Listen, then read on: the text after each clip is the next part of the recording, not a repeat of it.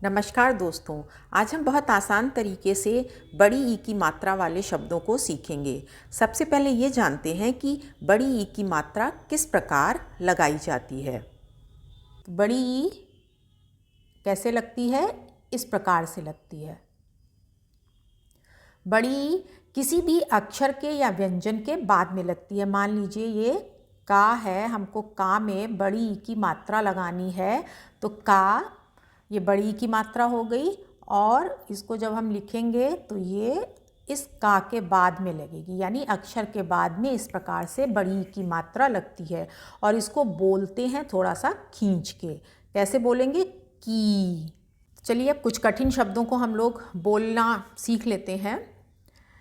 ये है दीर्घ, इसको बोलते हैं दीर्घ। कैसे? दा में इसमें बड़ी की मात्रा लगी हुई है और घा के ऊपर रा लगा हुआ है। तो दा में बड़ी की मात्रा जब लगेगी तो हम उसको खींच के बोलेंगे दी, और घा में रा लगा हुआ है ऊपर तो हो जाएगा दीर्घ। दीर्घ यानी बड़ा। दूसरा हमारा शब्द है नीड़। नीड़ यानी घर। तो इसमें ना में देख रहे हैं आप, ये बड़ी की मात्रा लगी हुई है, तो इसको बोलेंगे नी और ड़ा, नीड़। तीसरा शब्द है छींट। छा में बड़ी की मात्रा और ये जो बिंदु लगा हुआ है इसको अंग की बिंदु या अनुस्वार बोलते हैं। तो इसको कैसे पढ़ेंगे? छींट। अगला है तीर्थ। ता में बड़ी की मात्रा ती और था के ऊपर रा है। इसका प्रयोग मैं आपको बाद में सिखाऊंगी। इसको बोलने का तरीका भी सीख लीजिए आप। तीर्थ। अगला शब्द है पीड़ा। पा में बड़ी की मात्रा पी और ड़ा में बड़े आ की मात्रा ड़ा। पीड़ा। पीड़ा यानी तकलीफ। फिर है वा में बड़ी की मात्रा वी, ड़ा, वा, दन। आपको ये ध्यान रखना है कि जहाँ जहाँ जिस अक्षर पर मात्रा लगी है, मान लीजिए यहाँ पे वा पे लगी हुई है तो आप इसको वी बोलेंगे, बड़ी की है। ड़ा में आ की मात्रा है तो ड़ा। वा में फिर आ की मात्रा है वा, और दा और ना पर कोई मात्रा नहीं है तो इसको हम ऐसे ही बोल देंगे दाना दन। तो वी, ड़ा, वा, दन। फिर तीव्र। ता में बड़ी की मात्रा और वा में ये जो आप इस तरीके से देख रहे हैं ये भी रा का एक प्रकार है, तो इसको बोलेंगे तीव्र। तीव्र यानी तेज। और वीणा वादन, ये आपने देखा होगा सरस्वती माता की फोटो, सरस्वती माँ जो अपने एक सितार नुमा चीज़ अपने हाथ में लेकर लिए हुए उनकी पिक्चर हम लोगों ने देखी है, तो उसको वीणा बोलते हैं। और वादन मीन्स बजाना। चलिए अब आगे हम लोग कुछ सरल सरल वाक्यों को बड़ी की मात्रा के सीखते हैं। तो पहला वाक्य है, इसको मेरे साथ ही साथ आप लोग पढ़ने का अभ्यास कीजिए। दीपक जल रहा है। दा में बड़ी की मात्रा है, पा और का में कोई मात्रा नहीं है, तो इसको कैसे बोलेंगे? दीपक। दीपक जल रहा है। जाला जल रहा, हा में आ की मात्रा, रहा, हा के संग आ का ध्वनि निकालेंगे हम लोग। अगला है सा में बड़ी की मात्रा सी, ता में बड़े आ की मात्रा ता, सीता। माँ में बड़ी की मात्रा तो बोलेंगे मी, ठा में बड़ी की मात्रा ठी, मी ठी। देख रहे हैं ना आप लोग, अक्षर के साथ ही साथ ई की ध्वनि आ रही है, तो हमें ऐसे ही बोलना है क्योंकि ये बड़ी की मात्रा लगी हुई है। मीठी। अब ये ओ की मात्रा है बा में और ला में बड़ी की मात्रा है, तो बो, ओ की मात्रा है तो इसका उच्चारण करेंगे बो। फिर अगेन ला में बड़ी की मात्रा ली, बोली। फिर बोलती, बोलती है। ये हा में ए की मात्रा का प्रयोग हुआ है, इसका प्रयोग मैं अगले वीडियो में आपको सिखाऊंगी। अगला है पा, और ये क्षत्रिय वाला छा है, इसमें बड़ी की मात्रा लगी हुई है, तो कैसे बोलेंगे? पक्षी, पक्षी। अपना, अपना। नीड़, नीड़, नीड़ माने घर, बनाता है।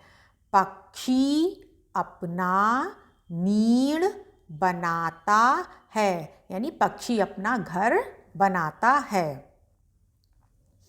अगला है रानी। देखिए कितना आसान है पढ़ना। जिसमें आ की मात्रा लगी है उस अक्षर के साथ हमने आ का उच्चारण कर दिया, जिसमें ई की मात्रा लगी है उस अक्षर के साथ ई का उच्चारण किया। कैसे? रानी, ना में ए की मात्रा है, ने, रानी ने, शीशा, साफ की या, ये का में छोटी की मात्रा लगी हुई है जो कि अक्षर के पहले लगती है। तो यही पहचानना है आपको कि जो छोटी की मात्रा है वो अक्षर के पहले लगेगी और बड़ी की मात्रा अक्षर के बाद में लगेगी। तो रानी ने शीशा साफ किया। फिर है गीता, गीता। किताब, किताब पढ़ रही है। गीता किताब पढ़ रही है।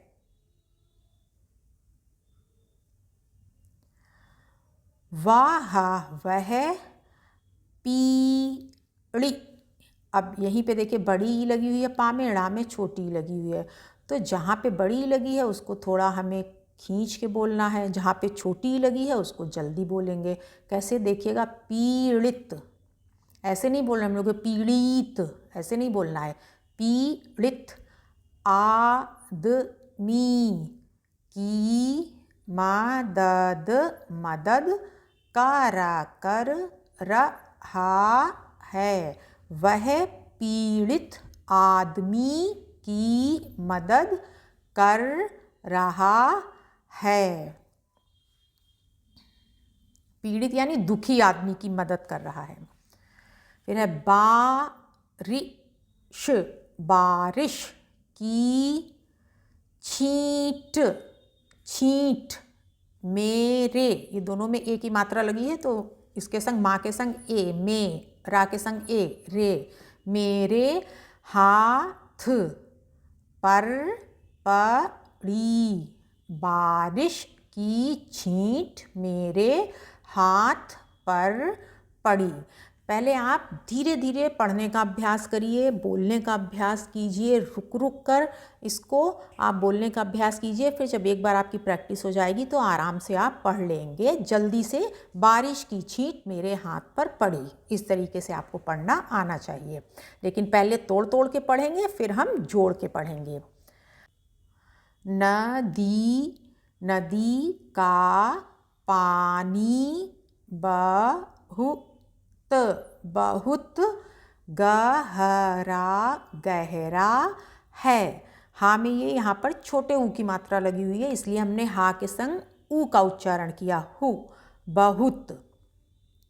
अगला वाक्य है बच्चे, ये आधा चा शब्द में आधा चा भी लगता है। बच्चे खेल में जीत गए, बच्चे खेल में जीत गए।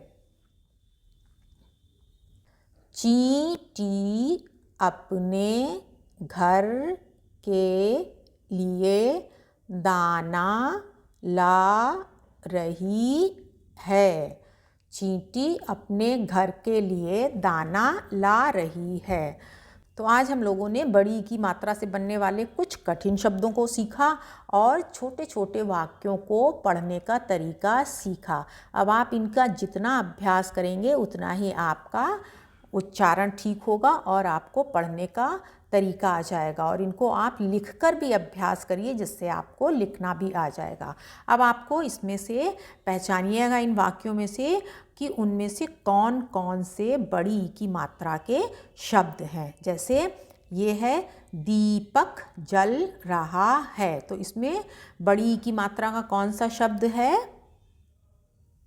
दीपक।